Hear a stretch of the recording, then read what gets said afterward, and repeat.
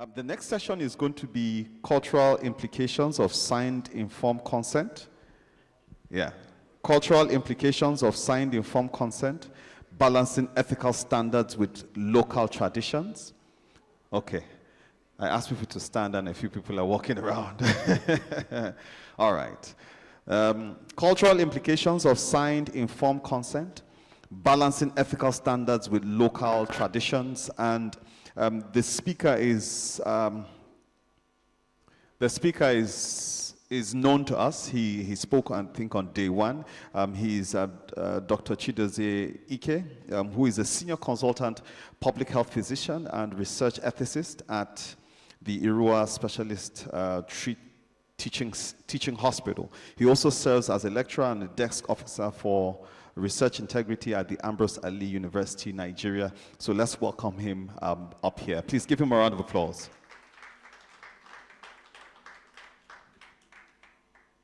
If you clap some more, he will be faster.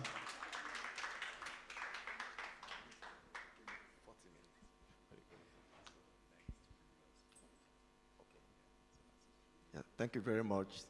I want to stand on the already established protocol. I'm here again, and I'm happy, and I hope I will be here maybe next year. Yes, one of the things that you didn't tell them is that one of the reasons why I'm standing here is that I am the son of the patron of tradition and custom in my town. I'm also a clergyman, so I qualify to talk about culture, tradition. I was born in Nigeria.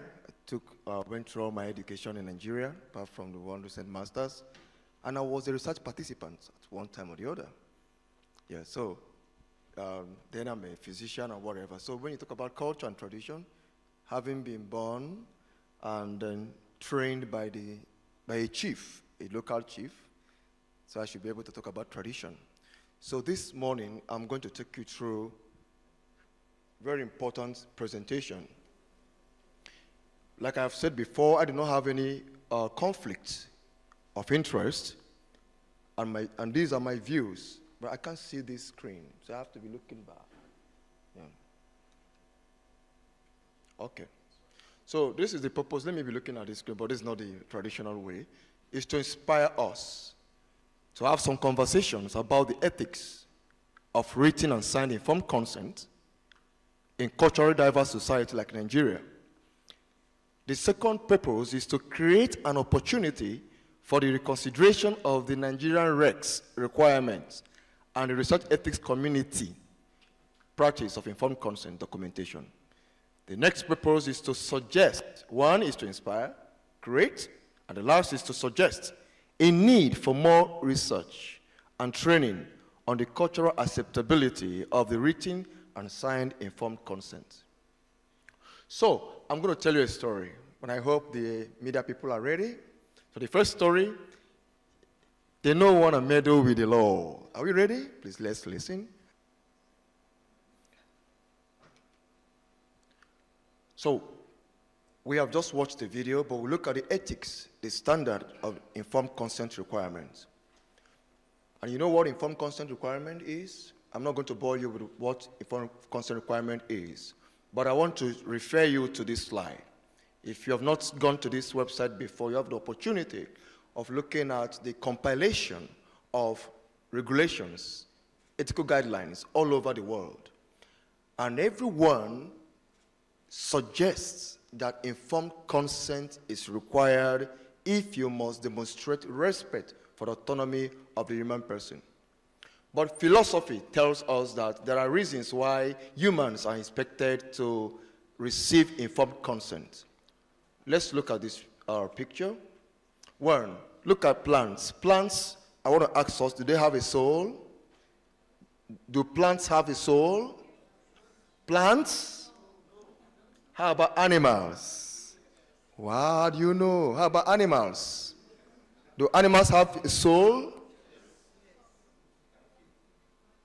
Okay, someone says yes, they have a soul. But we don't know. But humans, they have what? Rational soul. Humans, because they have the the ability to decide what they want. That is the reason why you collect consent from humans and not from what? Animals. Because some people say we have animal ethics committee. Why don't we go to the animal kingdom, like George Orwell, Animal Kingdom, Animal Farm, and then ask them to give you consent? So, but we look at our own philosophy, the African philosophy, the ethics of the African man, Ubuntu. You are because what? I am. My freedom, my personhood is enhanced by my community, by where I belong. For the past 2 days, I have been sitting with Professor Tomori, Professor Richard, Professor Charles, and I feel big because of who I was what? Sitting what? With. To sit on the same bus with them. Am I free? Yes. And I could snap with them, take pictures with them. That is the African man. Does it make me to be in bondage? No. That is what I think. That's who we are. We belong to what? A community. I belong to what? A community.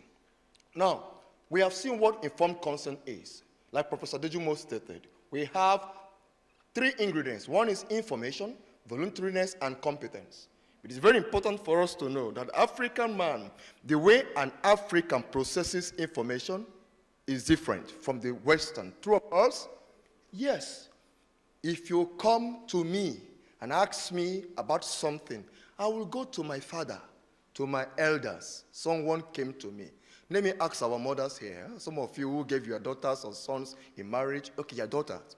When a man came to your family and asked your daughter's hand in marriage, what did your daughter do? Can anybody tell me? I don't mean the Gen Z daughters now. I mean the... Yes.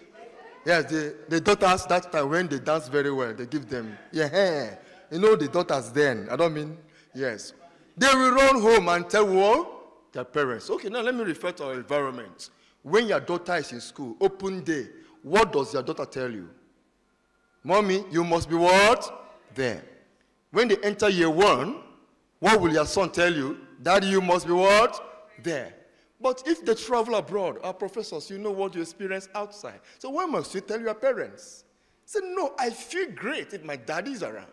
They say, if you mess up with me, you mess up with who? My dad. Injury to one, that's African man.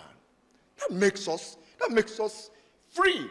And for someone to come and tell me that I don't need my parents. I was in US, and at a point, they said, Dr. Ike, we don't understand the reason where a woman must tell her husband before she signs a consent form. The woman feels a woman who doesn't have a husband in African society, you know what it means. So we identify by the community where what? We belong. That's our culture.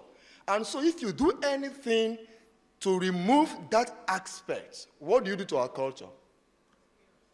Yes, exactly. And exactly, I will tell you where our culture is. Somebody say, asking, where is Africa? There was a country. There was also a continent. So information is very important that the African man looks for a community to get information. When my wife met a researcher, she didn't know, but she had diploma. 2 of us were first cohorts of West African bioethics. A pediatrician came to our house to recruit my first son. She was talking all the grammar. My wife knew she had done diploma, and her husband was a member of the ethics committee. After talking all the grammar, she came to me and said, honey, someone wants to consent Joshua. Then I asked, go ahead, but collect a copy of the consent form. And that is where we have been having problem. Collect a copy of what? The consent form. Ethics committee's concentration has been on the form and not on the process. If you saw it in the pretest, our focus should be on the process. What she asked my wife, while my son was recruited, and I know my son is getting to university, one day he will ask himself, Daddy, was I part of this study? I don't know how many of us know that some of our children may one day query why they were enlisted in a study. Yes, Supposing they say they were not supposed to be enlisted. So that's very important for us to know that it's not the form or the signature that determines the right of a person. We know what information is, but let me ask you a question. How does an African man seek for information? Can anybody tell me? If you are required to give an information, a typical African man, how does he or she seek for an information? Is there any typical African man here? Traditional man. I'm not going to the professors there. Any other person? How do you seek for information? Somebody comes to you and says, I want you to be part of a study. The first thing the African man does is to what? Go to the people who have the information. Somebody came to my house because he doesn't want to be misled. Unfortunately, the Gen Z of today, they don't ask questions anymore. They said if you go to the airport, the people who miss their flights are usually Africans, Nigerians. Because they don't ask. They will even see their flight. They'll be calling over, I have the same number of seats with you. But they say the white man comes, he keeps asking you, when is the next flight? He knows the next flight, he keeps asking you. But that was African, that was our culture. We depend on one another. So, how does the African man, not because I don't have the time to wait for your answer, I want to tell you, the African man takes time. He depends on his community to provide him with the answer he seeks. The other question, how does a reasonable traditional African expect the interaction between him and the researcher concerning the research process be in order to make an informed choice? In Africa, we believe in meetings, community meetings. True or false? Yes. Informed consent should not be a one-time process. I want to be seeing you. Every week we have a market day. That is our tradition. We like coming. We sit down, we break kola nut and drink palm wine. But where you meet me once, you have reduced me to a paper and a signature. But the African man believes that you have to be coming. And that is why I want to suggest to the ethics committee. I don't know, it may not make any sense. Our approval, if you want to respect the African spirit, our approval should not be full approval the moment you have an evidence that the formed consent has been signed. Our approval should be provisional approval. Because informed consent is a process, and it lasts from the first time you met the participant till what? The last time the participant is free. That is consent. And if that is so, your full approval should only come when the participant has completed the enrollment in your study. For consent to be informed, there must be disclosure and comprehension. That's what we call truth dumping. Sometimes, I don't know, let me ask us here. How many of you have read any agreement online before you downloaded a document? You know those agreements. How many of you have read? You've read from the beginning of the agreement. And then you have, yes. Now, do you remember the one trial that was done some years ago? And there was a Cupid trial, Facebook trial, something. At the end of the agreement, they said, the head of your first son will be taken at the end of this. And so many people did not read. But as soon as they finished the online experiment, they asked them, Madam, I'm coming to take the head of your son. So I didn't, when did I agree? It says it's in agreement. He didn't read it. If literate people like us don't read agreements, how would you expect an average African man to sit down, to understand? Some people say, okay, what do you mean full disclosure? To what extent is disclosure full? That's why people still argue with us. Why do we insist that our consent form should be 8 pages? Why do we insist that our English should be at JS3 level? But the African man expects that when you come to my community, I will call somebody that knows A to Z to explain to me, not you.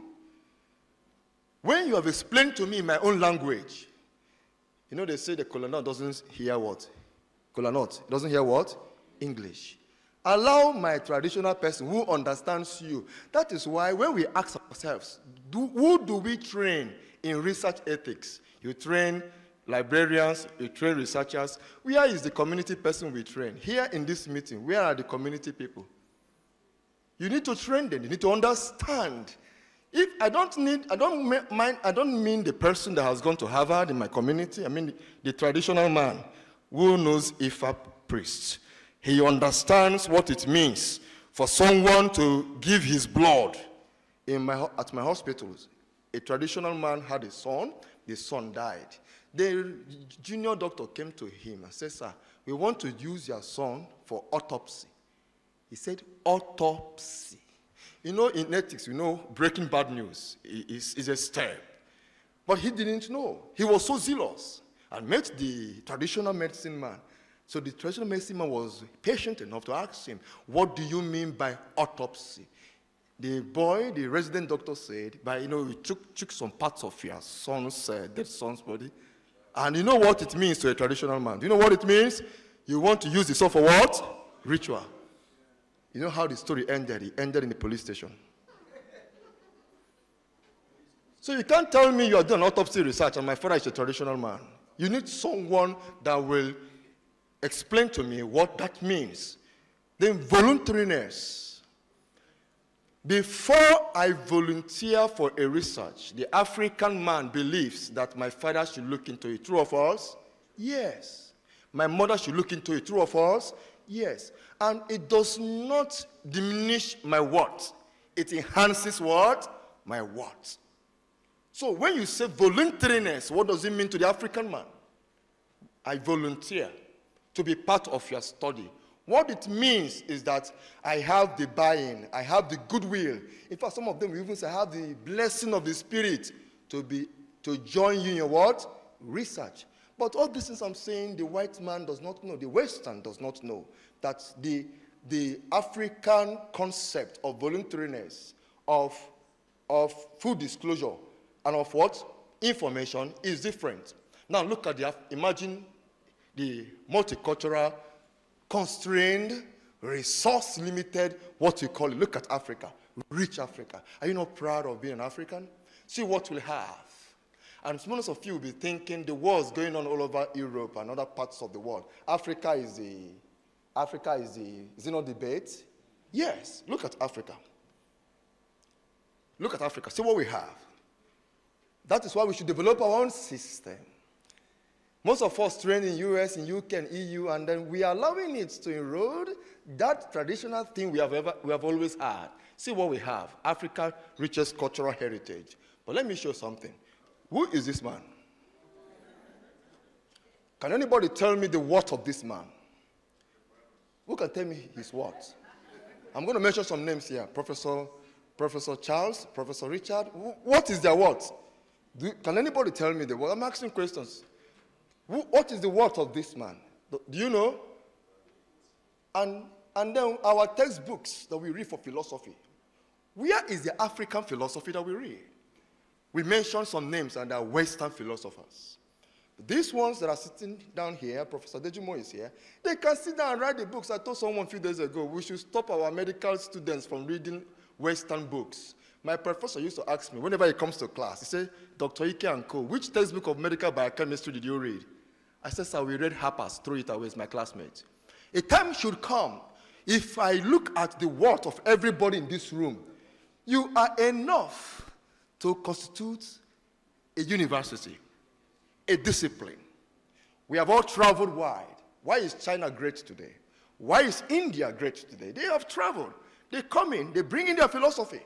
And so, we should begin to think that the Western approach to informed consent should now snowball or diffuse into the African approach. So, look at the words of this man and tell me what their word is. Now, does anybody know this place in Badagry?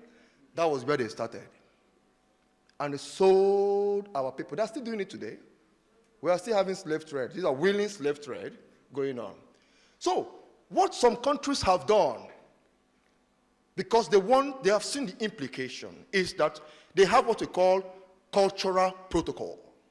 And that is what I think an ethics committee should begin to do.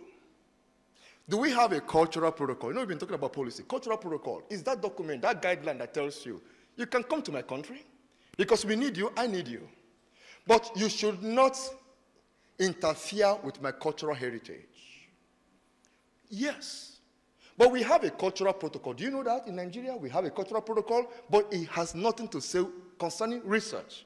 Look at these scientists. They are coming from EU and US and wherever. See them parachuting into Africa, green vegetation. Look at them, relaxed, smiling. These people don't know anything. I just give them some money, and they are happy that Canada said no. Some ancient places in the world are saying no. Now even Trump, Mr. Trump is saying, go away, except you buy in to making America great before I allow you. Nigeria, when are we going to be great again? Can we make Nigeria great again? Or Prof, like you said, is it baby step now? Yes. So look at this website. Country and cultural guides. Nigeria is there. I looked at Nigeria. Nigeria has a cultural protocol. We can tap into this cultural protocol and put in research there. That we're not saying don't come because you need best of both worlds. We're not telling anybody don't come to our country. Don't collaborate with us. We are only saying leave our cultural what? Heritage. But let me ask us today. We have been in this room. I'm expecting that after this lecture, next year, when people like Professor Richard, Dr. Maffet, Professor Tomori, when they walk into this room, people should stand without even being told. Today, if I come to class, students don't greet me anymore. Once I finish teaching my students, once they end their posting, when they see me on the road, they just wave hands. We have lost it. We have really lost it. And I don't see the reason why we have eminent people like you. You are still reading international books. So what did you say?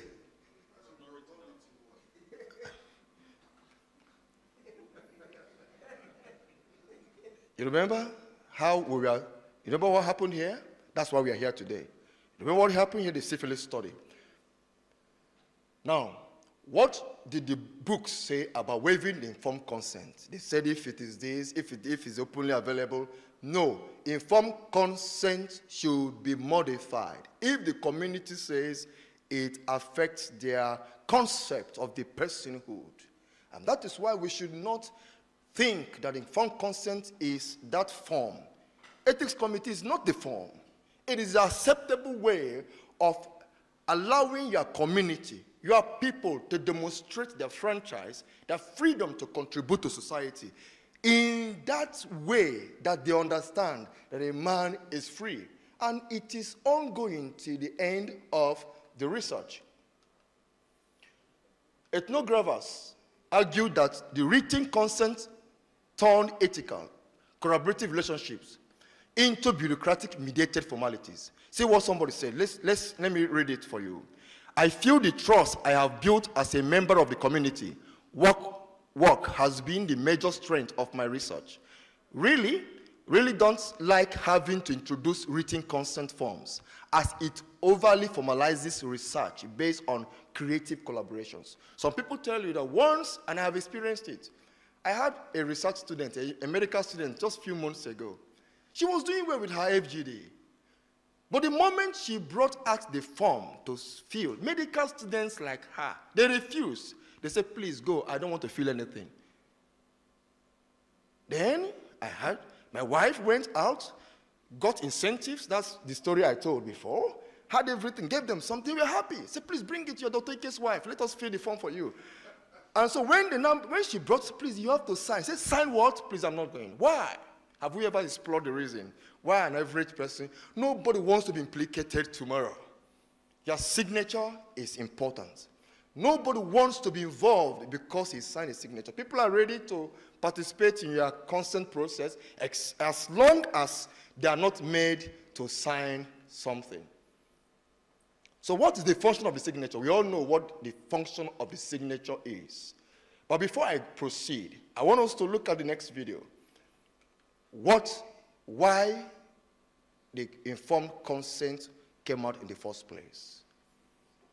Before we think of balancing it, what is the reason for the informed consent for research? The informed consent originally was to protect you. But let me ask us, does informed consent protect the participant or the researcher? Can anybody give me the answer? The researcher? So why do we emphasize informed consent then? Somebody said informed consent protects the researcher from the law of thoughts, of wrongdoing. But is that the purpose of the informed consent? And I'm asking. But who does it protect?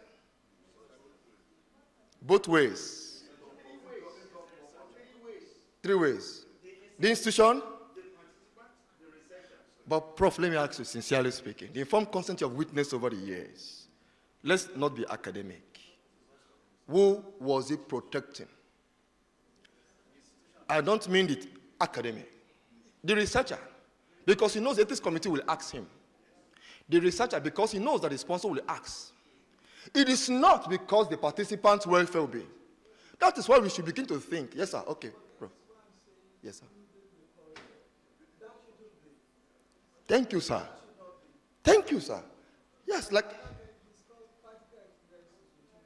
Okay, sir. It shouldn't be.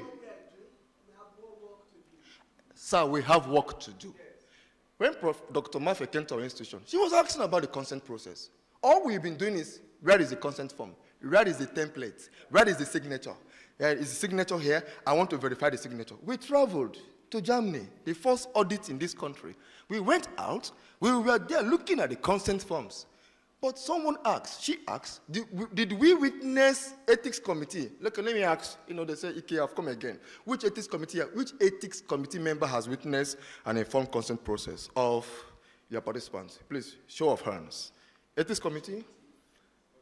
So I know you must have witnessed. And not you, when I'm asking, not the teachers. Which ethics committee member, you say you have witnessed, those researchers that came to your ethics committee, you have witnessed their informed consent process. Anybody here, show of hands? But which of you have seen a signed consent form? You see that? The understanding of the protection of the human participant is only reduced to the form and to the signature. So we need to change that culture. Okay, let's listen, let's watch. So now you've seen what informed consent is. We don't need to have a lecture on this. So now, how do we balance it? But I will tell you the reason why we need to track a balance. Like Prof will say, we are not ripe to say, let's stay African ethics in Africa. But because of our relative thinking or collectivism or collectivist approach, we can't also say, let's be Western. We are still far away. No, we need to take a little here. Someone says, the best of both worlds is still the best. Yes, today I decolonized. I didn't put on my tie, but I'm still able to wear coats so that I look presentable. Yes, you need everybody to help you. That is still the concept of Ubuntu. There is no true island. Even the Western that feels he's free, lives in a society, true of us, has a government. There is no one without a community. So there is no true liberal or free liberal, individual liberalism. There's no true individualism. There's always what? A community. Now, let's watch the last video, and I will ask you, how should we strike a balance? For me, the first answer is a little here and what? A little there. Now, let me tell you, one little there is that you need consent that should be documented. How you document it should be according to what the community accepts. Like, if the community in Ibadan, Professor Dejimu could tell, there's some illiterate, very enlightened community. Okay, by the way, what is a community? If the community says, we understand consent process, we bring the form, we sign, give it to them. Like somebody says, if the one says, don't come here, you go to the other side. So secondly, if another community says, we don't want form, this is what we believe. There are some places you don't take pictures. When I was small, they say if you go to the market and look through this place, what will you see? You see ghosts. So if your consent process requires people to look down, look opposite, nobody will fill the form. True or false? True or false? The last video, please. Striking a balance. This is Africa for you. That's why we shouldn't go towards only African or only Western. Now, watch the Africa. And I expect you to ask, where is Africa? In the land called Honor, there lived an old warrior named Africa, who had 50 wives, each speaking different languages. He valued the rich tapestry of their diverse cultures and languages. Although Africa spoke only a few of these languages, he cherished the uniqueness of each of his numerous wives. Honor also had a first son known as Mr. Respect. He embodied maturity and understood what his father knew about managing their sacred dynasty. reflect on While this. Mr. Respect was not multilingual either, he appreciated the various ways his mother's and his father's other wives, along with their countless children, expressed respect, something they all believed enhanced their personhood. As a woman visiting this land in modern times, I noticed much has changed. The concept of honor still exists, but it is no longer the honor I read about. This new honor resembles that bestowed by slave owners who assigned one wife the official language, while altering their traditional attire and simplifying life. Although much has changed, respect seems to have been kidnapped. There is no trace of its life, legacy, or time. Historically, honor and respect coexisted in the community, family, and among elders. When children were born, they were born together as twins, honor and respect. Even with intermarriages, these twins remained present in every family, symbolizing a shared legacy. However, when the plundering of Africa began around 1500 and continued until the 19th century, it seemed that no true land of honor existed. What we have today in this renowned land is a distorted version of respect and honor, tainted by the shadows of the past. With the establishment of foreign cultures, Western liberalism has begun to replace the rich values of communitarianism and collectivism that once thrived. We've lost it.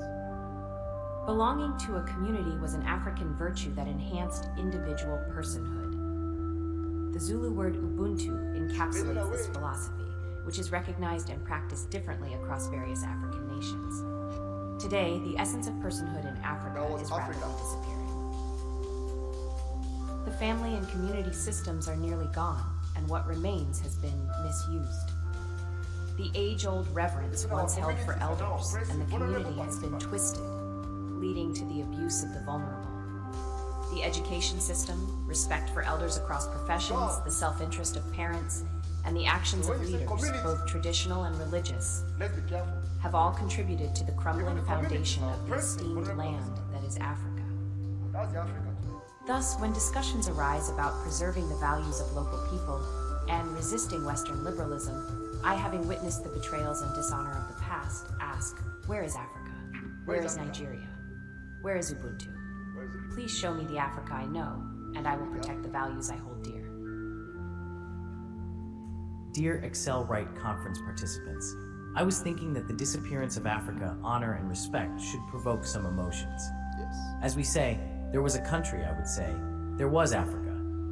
Should we chase rats while our house burns? If we can't go to court for credible evidence, why seek to remove the only shadow left to protect a dying culture of true honor and respect? I weep. Thank you very much. You'll see that if you say stay in Africa, Africa is gone. So we need to fight to get that Africa back. So that the concept we know about Africa, if we're able to restore it, then we can stand on the Africa. Somebody say you are standing on the shoulder of giants. Are we sure? So the implication of neglecting ethical code is that you can't go to court if you don't have evidence. Even in the midst of evidence in Nigeria, you don't have the midst of evidence. You're not promised what? Justice. So what do? How do we strike a balance? A little of the Western world and a little of what? Africa. Thank you.